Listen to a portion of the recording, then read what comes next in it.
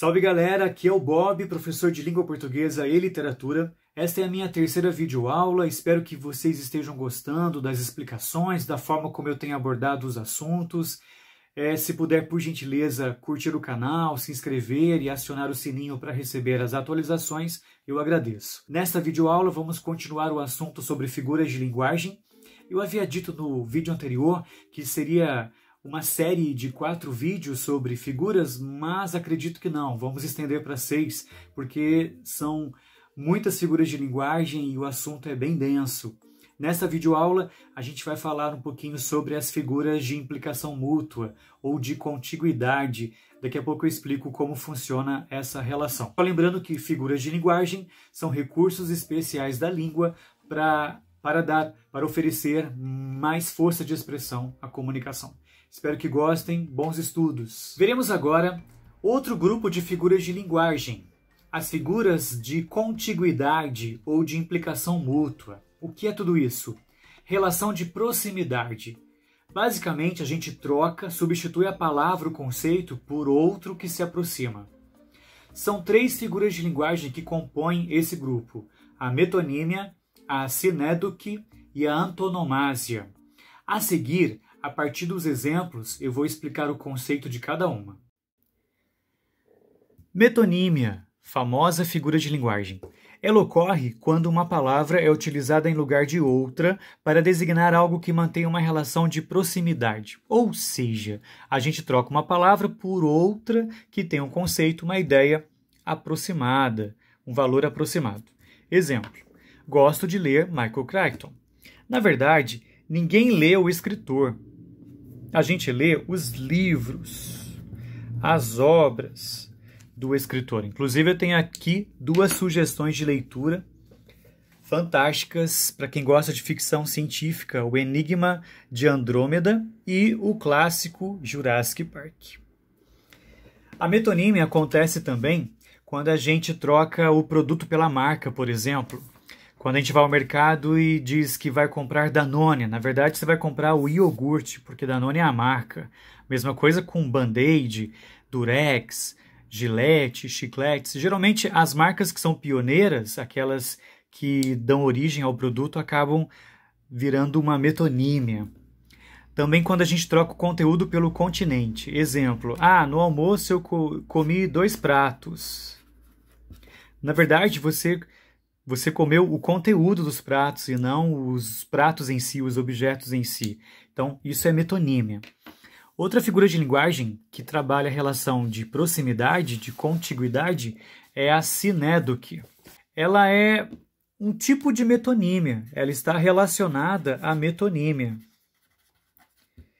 Ela também vai fazer essa substituição, essa troca de um todo por uma parte que o representa. Olha só, o estegossauro caiu nas garras do alossauro.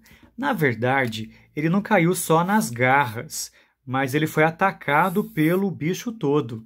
Garras aqui está se relacionando com o animal todo, que no caso é o alossauro, esse carnívoro. Outros exemplos de sinédoque, bem práticos. Por exemplo, cabeça de gado. Meu tio tem 100 cabeças de gado. Na verdade, ele tem 100 bichos inteiros, né? E não só a cabeça. Então, cabeça de gado é um exemplo de sinédoque. Você precisa de ajuda? Eu vou te oferecer uma mão.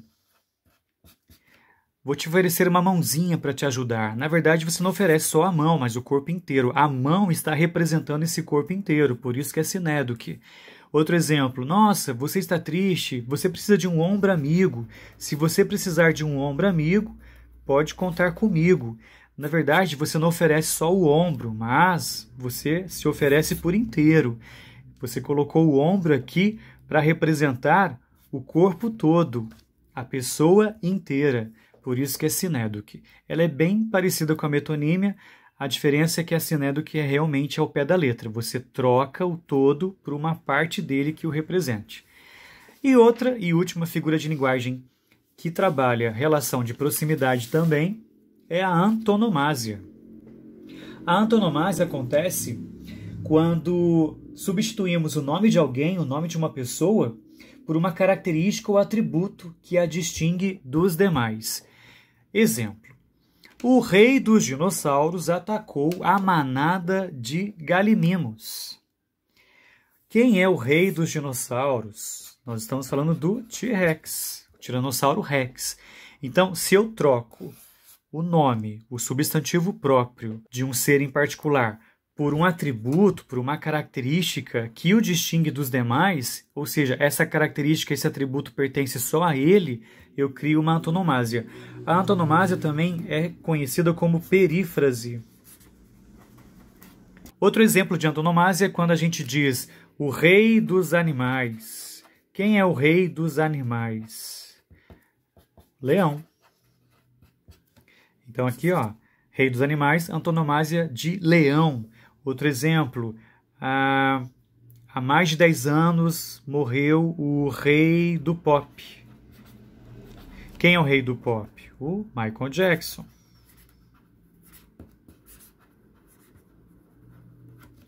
Outro exemplo, cidade maravilhosa. Cidade maravilhosa.